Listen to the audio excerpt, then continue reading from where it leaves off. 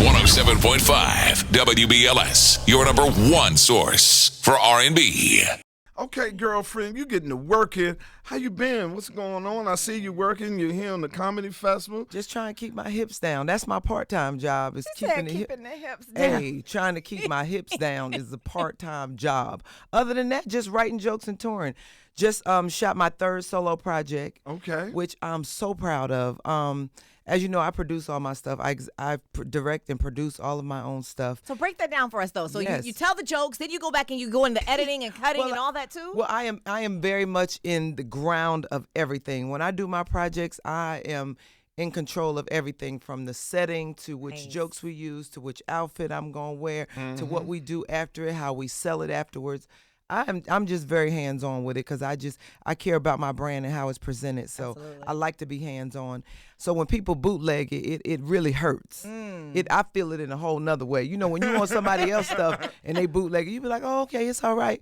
But when they bootleg mine, I get more gray hair. I got to go out and buy more gray hair dye because it really hurts. Let me ask you this. Can you, because you fund your own specials, like you said. Can you watch yourself? See, I can't watch myself.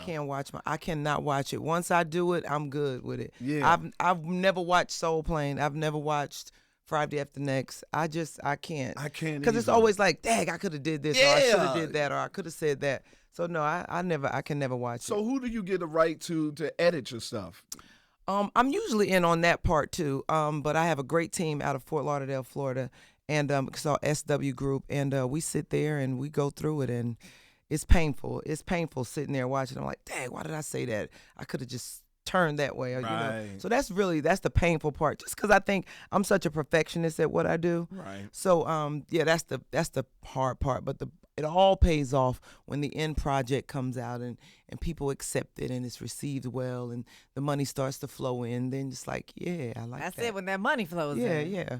Hey, I watched you host Love and Hip Hop. Tell me how that was. Please break it down, because it was know. Crazy. They got arrested and everything. First of all, when they called me, I was so excited that they called me to host it because I'm a fan of the show. Me too. I absolutely love it. Ratchet. And ratchetness to the fullest, and I love it. And here's the thing. I wanted to go because I wanted to see if it was truly real. Right. You know, as a consumer at home, we all watched it. We're like, is this really real?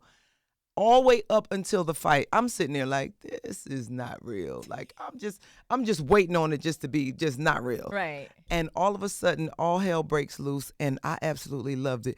I was loving it so said much. She loved it. No, I did. Told you. I did. I absolutely loved it. It was so crazy. Like, my management had to come get me. Yeah. Because they thought that I was just going to run off. I'm like, I'm from Trenton. I mean, I'm sitting here. I don't run from fights. I watch fights. I know that's like, right. That's how I grew up. And so it was chaotic, but it was real. Right. And I mean, they edited it down a lot, but we had a lot of interesting conversations off camera about how I just respect the fact that these are everyday people. They've allowed the world into their lives.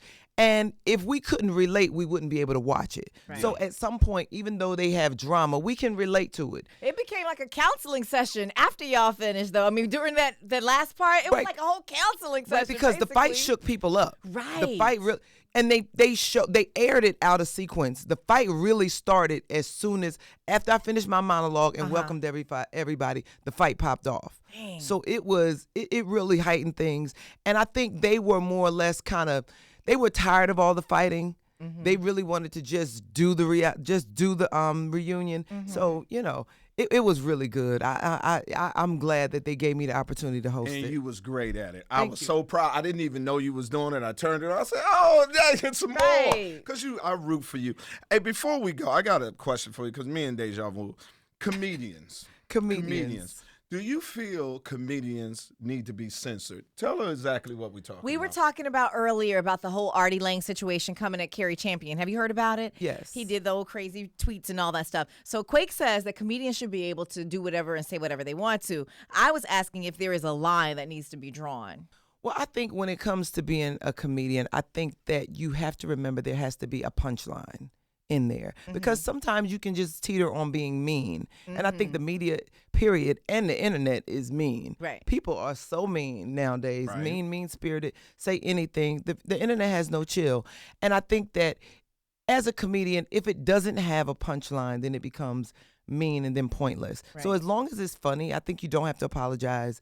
But if it's just being mean, then I think it's just why. I think it was mean and just nasty. Just nasty. That was nasty. It was just. But nasty can be nasty, good though. sometimes. But Nasty no. can be, but not that nasty. But anyway, No, yeah, we but had a I think, heated debate yeah, about it. I think he just voiced his opinion about something that he always wanted to say, and Yeah. it was inappropriate. So yeah.